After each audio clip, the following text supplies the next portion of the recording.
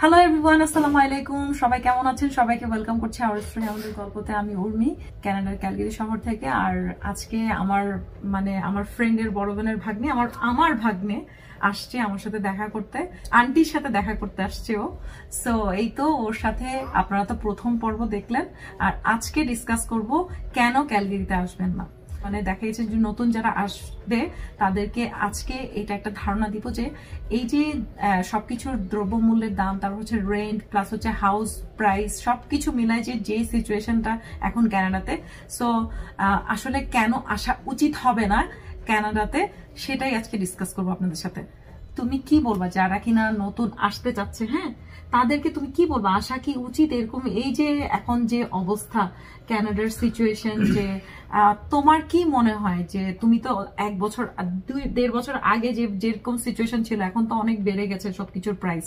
তোমার কি মনে হয়, তুমি যারা কিনা আমাকে প্রশ্ন করে যে এখন এই সিচুয়েশনে, এই মার্কেট সিচুয়েশনে আসাটা কি কতটুকু ওয়াইজ হবে, সবাইকে যদি তোমার পার্সপেক্টিভে একটু ধারণা দিতা। এখন তোমার যেটা নেগেটিভ হোক আর পজিটিভ হোক তুমি সেটাই বলবা, যেটা তোমার মন বলে সেটাই সবার সাথে একদম অনেস্টলি ক্রিস্টাল ক্লিয়ার ভাবে শেয়ার করবা। এটা চিন্তা করবো না যে অনেকজন হয়তো তোমাকে এখন প্রশ্ন করতে পারে যে আমাদের এই ভিডিও দেখে যে তুমি কেন আসো, অনেকজন আমি দেখি যে এই ধরনের একটা প্রশ্ন করবে যে তুমি ভাই কেন আসো, এরকম করে বলবে। হ্যাঁ, ও যেই টাইমে আসছে সেই টাইমে হয়তো এরকম সিচুয়েশন ছিল না, কিন্তু এখন সবকিছুর যেমন হচ্ছে মানুষজন বাসা কিনতে পারছে না, বাসা এফোর্ড করতে পারছে না, এখন হাই প্রাইস হয়ে গেছে, বাসার প্রাইস বেড়ে গেছে, তারপর হচ্ছে রেন্ট বেড়ে গেছে, বাজার সাজারের দাম বেড়ে গেছে, সবকিছুর দ্রব্যমূল্যের দাম বেড়ে গেছে।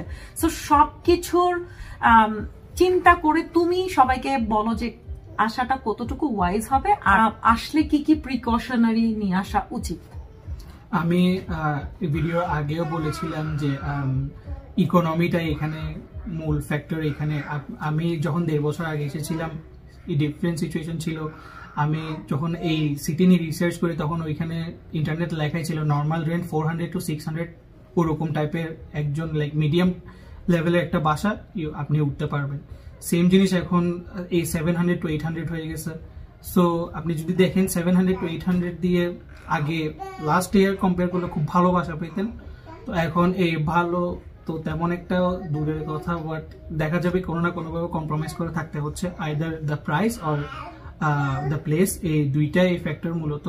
আর তাছাড়া বলবো মেইন খরচ যাবে আপনার ফুডে, কারণ রেন্ট ওগুলো ফিক্স এক্সপেন্স, বাট ফুড বা দেখা যায় আপনি মাঝে মাঝে আপনার ফ্রেন্ড সার্কেলের সাথে বাইরে গেলেন, সেইখানে $10-20 ইজি চলে যাবে, আর অ্যাটলিস্ট মিনিমাম $2 থেকে শুরু করে $10 অন লোয়ার বাজেট, আর it can go up any time. তো আমি বলবো নট এভরিডে, যখন আপনি ফ্রেন্ড সার্কেলের সাথে ঘুরতে যাবেন বা সামথিং, আর আপনার এভরিডে ফুড, আপনার কুকিং এটা সেটা মশলা থেকে নিয়ে আসতে পারলেন, বাট এখান থেকেও কিছু জিনিস কিনতে হবে, যেমন লবণ বা এটা বা utensils, anything you might need. এরপর আরেকটা কারণ বলবো আমি, এইখানে আসার যেটা আমি নিজে ডিসঅ্যাডভান্টেজ ফেস করছি ওইটা ছিল প্রবাবলি এই ওয়েদারটাই আমার সাথে মানানসই হইতে এখনো তেমন একটা হয়নি। লাইক এটা স্প্রিং চলতেছে, তাও আমি দেখা যায় মাঝে মাঝে ভালোই জ্যাকেট পরে বের হয়, কারণ ডিপেন্ড করে অন পার্সন টু পার্সন। তো অনেকেই দেখা যায় যদি আউট সে ওয়েদার রিলেটেড ঠান্ডা রিলেটেড কোনো সমস্যা থাকে তাহলে লুক ফর অ্যান অল্টারনেটিভ, কারণ এইখানের এই ঠান্ডাটা অনেক বেশি হয়। ঘরের ভিতর আমি ঘরের ভিতর your safe, your in a good position, but যখন বাস বা ইনকেস একটা কার না থাকে তখন এইখানকার লাইফ একটু হার্ড হইতে পারে। তো বাসে দেখা যায় ওয়েট করলে হিটিংটা চলে না বাসের, তো দেখা যায় ওয়েট করলে রাস্তায় হিটিং নেই, ওইসব সিচুয়েশন দেখা যাবে এনাফ 10 to 5 মিনিটস এনাফ যে আপনাকে অসুস্থ করে দেওয়ার মতো। তো আর এখানে অসুস্থ করলে যে কেউ থেমে থাকবে তা কিন্তু না, অন ইউর লাইফ আপনি ক্লাস থাকলে ক্লাসে যেতে হবে, অ্যাবসেন্ট থাকলে আপনারই লস, আপনাকে পরে কভার দিতে হবে। সো ওইটাই লাইক প্রাইস, প্লেস, ওয়েদার, এই তিনটাই জিনিস মানুষ যদি আসে বিবেচনা করে আসা উচিত। ফাইন্যান্সিয়াল পজিশন অনেক একটা বড় ফ্যাক্টর এইখানে। যেমন আমার আলহামদুলিল্লাহ এখন ফ্যামিলি থেকে সাপোর্ট আছে, তো যারা অনেকে চায় যে জব করতে আসার জন্য, এটাও বলতে পারি যে জবের মার্কেট খুবই লাইক শোচনীয়, আমি এটা বলতে পারি। অ্যাপ্লাই করলেও দেখা যায় you are on the interview, but second round থেকে আপনাকে বাদ করে দেয় বা স্ক্রিনিং এ বাদ করে দেয়। তো এটাও মাথায় রাখবেন, অ্যাটলিস্ট যারা আসবেন আউটসে 6 মান্থসের ব্যাকআপ নিয়ে আসতে পারেন, ওইটা করলে বেটার হয়। বাই দ্য টাইম হোপফুলি ইনশাল্লাহ আপনারা জব পেয়ে যাবেন, তখন আপনারা নিজেরাই রেন্ট আর লিভিং এক্সপেন্স মোটামুটি কভার দিতে পারবেন। আর আমি একটা জিনিস অ্যাড করতে চাইছি, যারা অনেকে প্রশ্ন করে যে টিউশন ফি কি একলা কভার করলে পারবে নাকি। টিউশন ফিস দেখা যায় ইন্টারন্যাশনাল স্টুডেন্টদের জন্য আর ডোমেস্টিক স্টুডেন্টদের জন্য কিন্তু সেম রেট না। যেখানে ডোমেস্টিক স্টুডেন্টরা এখানকার সিটিজেন যারা বা যাদের কাছে কানাডিয়ান পাসপোর্ট আছে और পিআর কার্ড আছে, তারা $750 পার কোর্স পে করে। সেম কোর্স আমরাই নিই, সেম কোর্স আমরা করে দেখা যায় $2,500 বা $3,000, ডিপেন্ড করে কোর্সের টাইপের উপর। কোর্স টায়ার 1 আছে, A বা B ওরকম থাকতে পারে, ফ্যাকাল্টি টু ফ্যাকাল্টি ডিপেন্ড করে। তো যতই দামি কোর্স ততই ইন্টারন্যাশনাল স্টুডেন্টদের জন্য 750 হলে আমাদের জন্য এটা 3,000 অর সামটাইমস 3,200, যেটা বাংলা টাকায় প্রায় অনেক টাকায় রাফলি অ্যারাউন্ড 3 লাখ এটা বলতে পারি। তো তাই বলি যে টিউশন ফি নিজে কভার করার এটা পসিবল তেমন একটা। আরো হচ্ছে একটা স্টুডেন্ট সে উইকে 20 আওয়ার্স এর বেশি কাজ করতে পারবে না, জি সে কিন্তু ফুল টাইম জব করতে পারবে না, পার্ট টাইম। সো এটাও দেখা গেছে মাথায় রাখতে হবে। আবার অনেকে চিন্তা করে যে স্পাউসকে নিয়ে আসবে, স্পাউসকে মানে দেখা গেছে যে মানে হাজব্যান্ড ওয়াইফ একসাথে আসবে এবং বাচ্চা থাকবে এবং স্পাউস কাজ করবে এবং সে পড়াশোনা করবে, সাথে পার্ট টাইম জব করবে। কিন্তু সেই ক্ষেত্রে আরো কিন্তু ডিফিকাল্ট, কারণ হচ্ছে বাচ্চাকে আপনি কিন্তু ডে কেয়ার রাখতে হবে, সেখানে একটা এক্সপেন্স। আপনার ওয়াইফ দেখা গেছে যে ফুল টাইম জব পেতেও একটা টাইম লাগে। সো সবকিছু মিলাই কিন্তু অনেক দেখা যায় যে মানে ডিফিকাল্ট সিচুয়েশনে পড়ে যেতে পারেন। তবে আমি বলবো যে যদি ব্যাকআপ নিয়ে আসতে পারেন তাহলে বেস্ট হয়। আর যদি মনে হয় যেন আপনি বাংলাদেশ থেকে ব্যাকআপ নিয়ে চলতে পারবেন, যেমন হচ্ছে স্টাডি মানে পড়াশোনার খরচটা চালাতে পারবেন, তাহলে আমি বলবো যে ঠিক আছে, যে স্পাউস হয়তো জব করে সে রেন্ট তুলতে পারবে, ফুড তুলতে পারবে, অথবা ফুড আপনি পার্ট টাইম জব করে তুললেন আর রেন্ট হয়তো আপনার ওয়াইফ তুললো। সো এইভাবে আপনি দেখা গেছে যে আগাতে পারেন, মানে ইনিশিয়েটিভটা নিতে পারেন, তাই না?